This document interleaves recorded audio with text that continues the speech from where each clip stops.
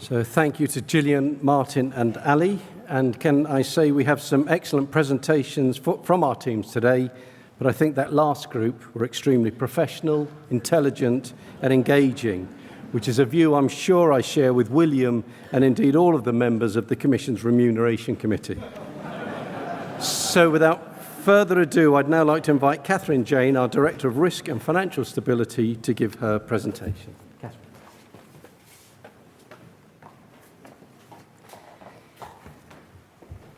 Thank you, Eamon. Good afternoon, and thank you for coming back after lunch for those that have, after the lively and interesting speeches this morning. I would love to match or supersede Gillian's use of technology within this presentation, but firstly, I'm not sure that would be possible, and secondly, that I have such interesting facts to impart. However, I will be touching on the use on possibilities of technology within supervision, so hopefully I'm aiming to build on the theme. My speech today has the title of Current Themes in Supervision, which is a very broad topic covering a wide range of subjects. But I thought I would pick on three main aspects of our supervisory approach and consider what we are currently seeing from these. The first one is our visits and interactions with industry. Then the current risk profile of our regulated entities. And finally, the future developments in our supervisory approach.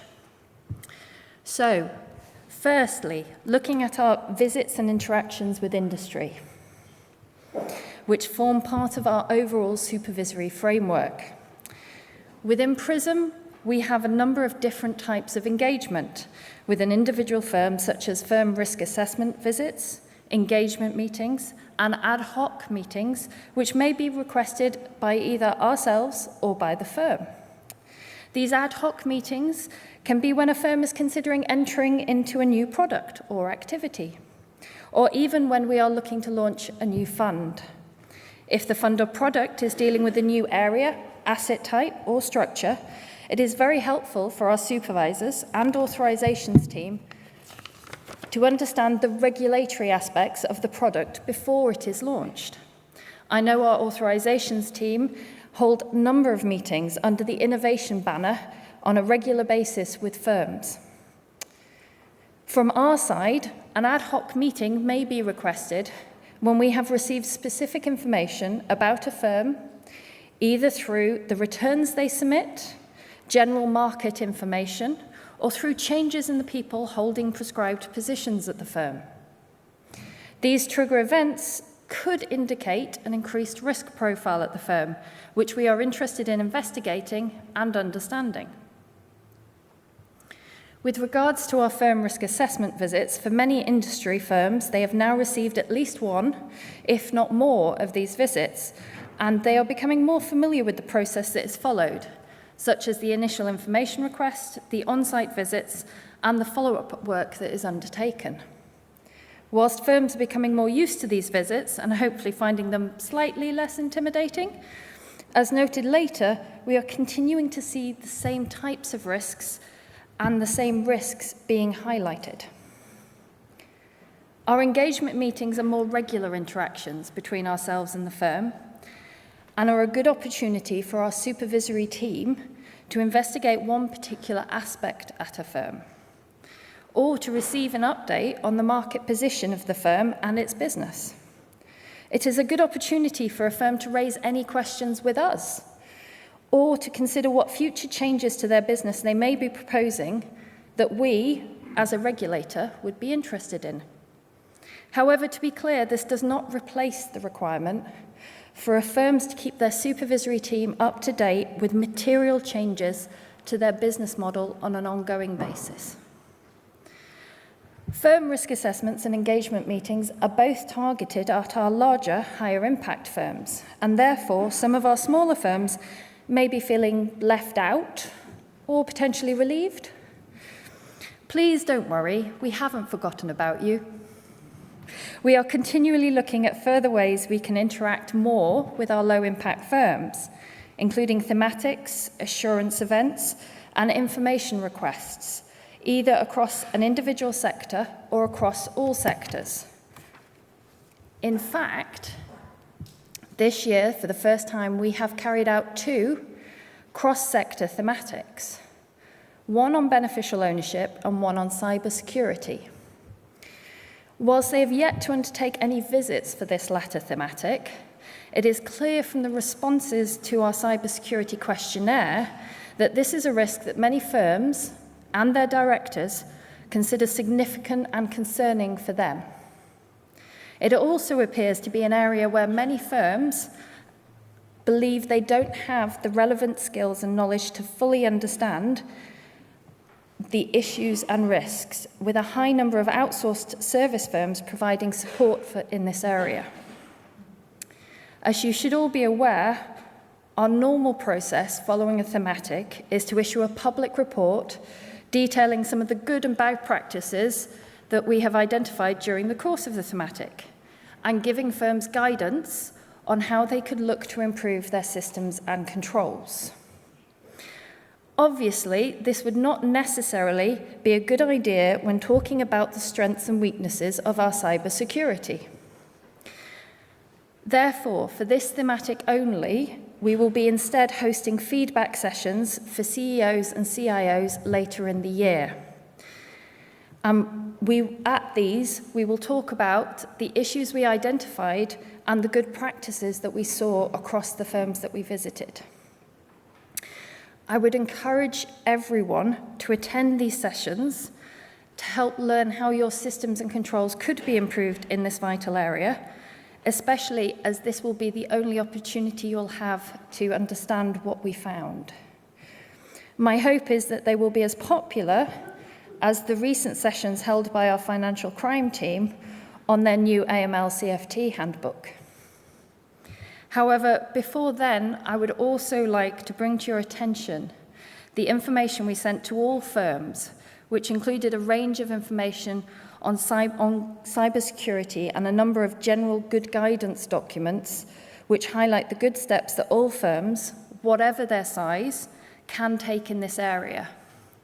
If you haven't seen these documents, they can be found on our website and provide a good starting point for firms who, even those who are not part of our questionnaire sample, to assess how they were dealing with this key risk area. Our second thematic is, in light of recent events, even more vital to the reputation of the bailiwick on an international perspective. The results of this thematic are due to be released within the first half of this year, and I would encourage all firms which have to file beneficial ownership information to review these results. As Gillian mentioned, I'm glad to say that the results demonstrated how seriously our firms take the need to identify the true beneficial owner in any structure.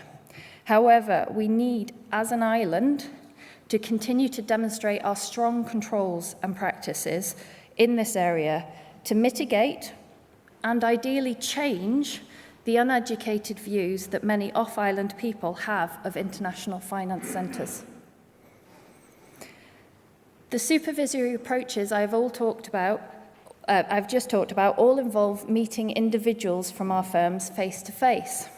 However, we do also receive information through a number of other processes, such as regular meetings with industry bodies, for example, GIBA, GIFA, and the GSCCA, to name a few, through general market information, which is sometimes social media as well, or finally through the returns that individual firms submit to us on a quarterly, 6-monthly, or annual basis. All of this information aids us in building up a picture of our industries, its strengths and weaknesses, but also in identifying outliers, trends, or individual firms which may be taking on greater levels of risk. We use this information to then consider and decide on what actions we should take, if any, to investigate these issues further. On this basis, I would encourage all firms to ensure that the information they submit to us is accurate. At best, an outcome of submitting inaccurate information to the GFSC is multiple time-consuming questions being asked. At worst, it's a more targeted visit, taking up time and resources to try and understand what is simply an incorrect conclusion based on inaccurate information. Now, to move on to the risk profile of our firms. During the course of 2018, we carried out 37 firm risk assessment visits and over 90 supervisory interactions in total. These led to 266 RMP actions being set. An RMP action is set where we see an unacceptable risk at the firm we are visiting. In fact, if you look at the trends in firms displaying unacceptable risks, this has grown in each major risk type on a year-on-year basis since 2017. In fact, going back to 2016, we have seen a steady increase in the number of firms displaying unacceptable risks in each of our main risk categories: strategy and business model risk, governance risk, operational risk, conduct risk, and finally, financial crime risk. This suggests an increasing risk profile at all the firms that we have visited.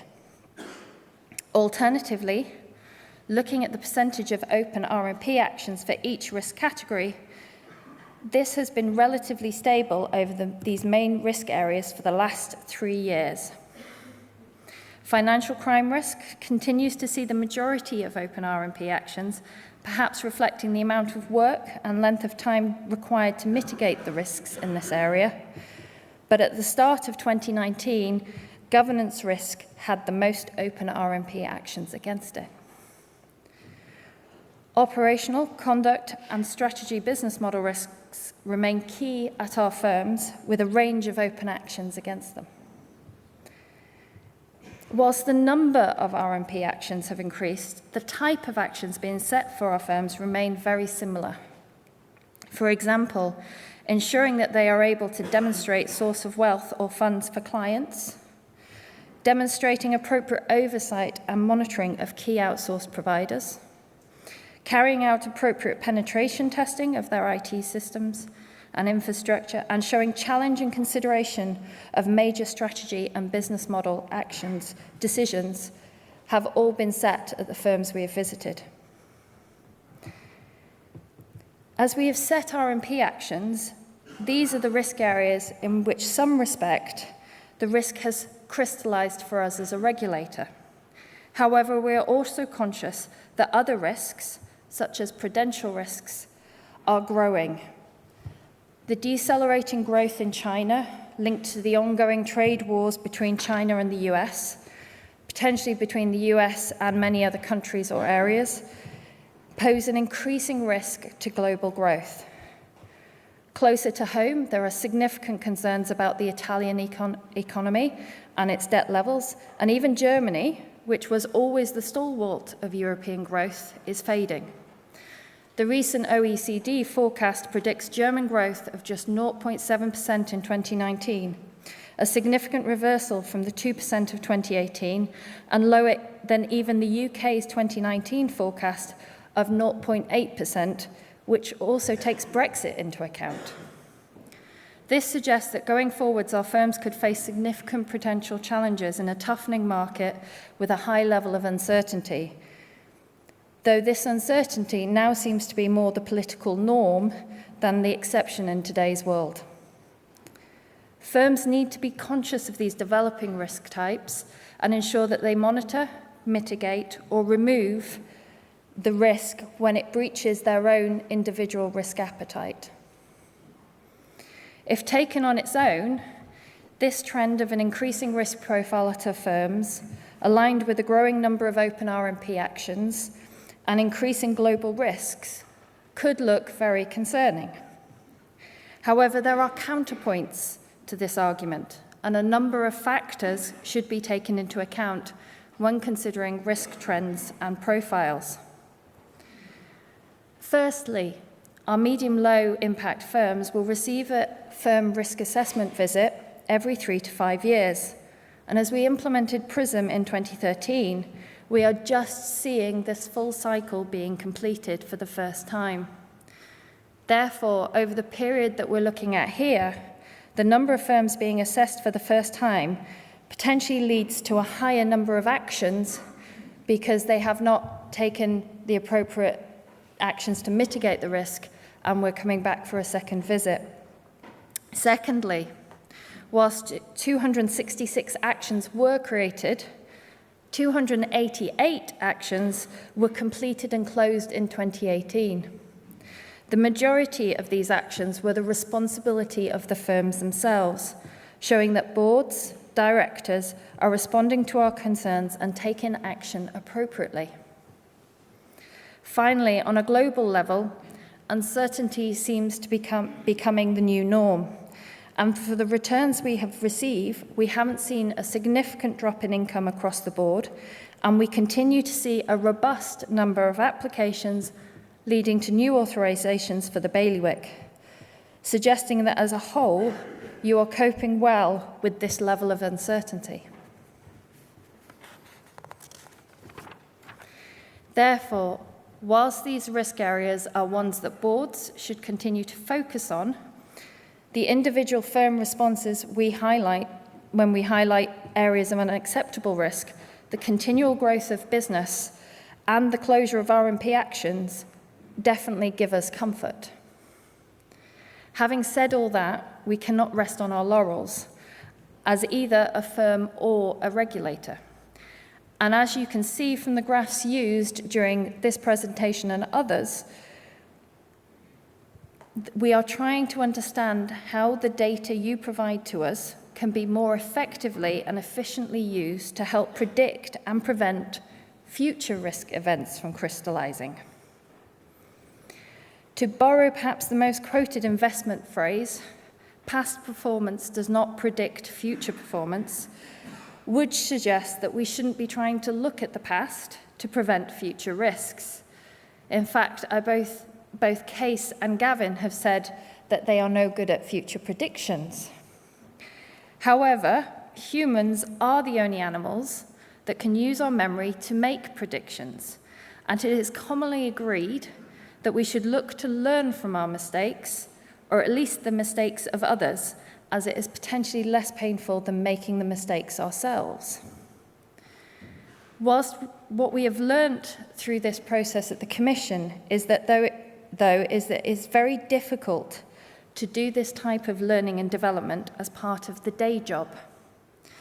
Therefore, we have created a specific project to look at ways to improve our supervisory approach using technology.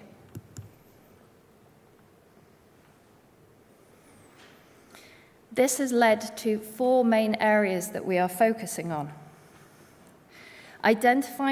Developing risk trends from the information we receive and using this to take actions or ask questions at an earlier stage.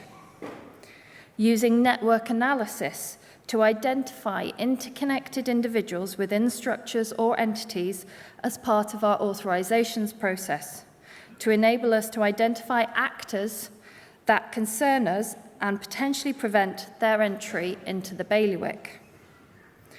To use technology to help assess and analyse all the data we receive in, including pre-visit information requests, and to do the initial analysis through machine learning or other technology, allowing our supervisors to probe into the more detailed areas and ask questions around our risks and concerns. And finally, to build a machine-readable handbook to allow firms to interrogate the rules, requirements, and guidance on an automated basis and to build their systems and controls around it. Now, whilst we are good at regulating, we are perhaps not considered the best place to be at the cutting edge of technology.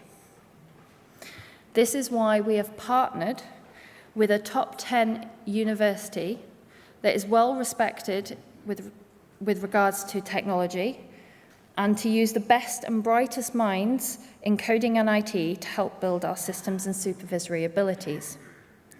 We are also exploring the targeted use of data scientists to help develop our individual pieces of technology.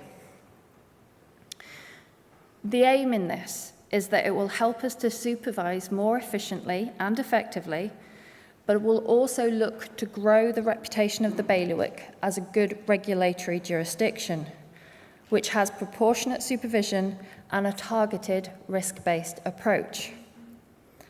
Overall, it should help to protect and enhance confidence in the bailiwick and develop our abilities to prevent significant risk events. Whilst we remain not a zero failure regime, we always look to try and prevent the risks that we can see coming. Thank you.